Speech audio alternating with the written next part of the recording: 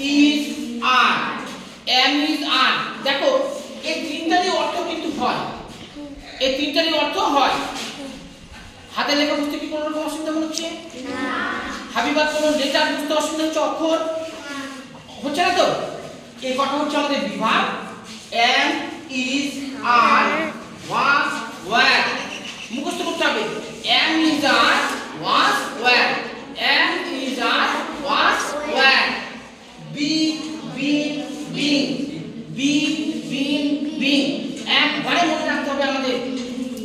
am is are was were, be been being, am is are was were, be been being।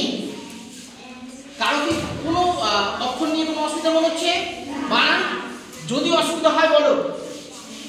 বিভাগ কিন্তু আমাদের টেন্সের ক্ষেত্রে খুবই দরকারি, বিভাগ ছাড়া কিন্তু হবে না।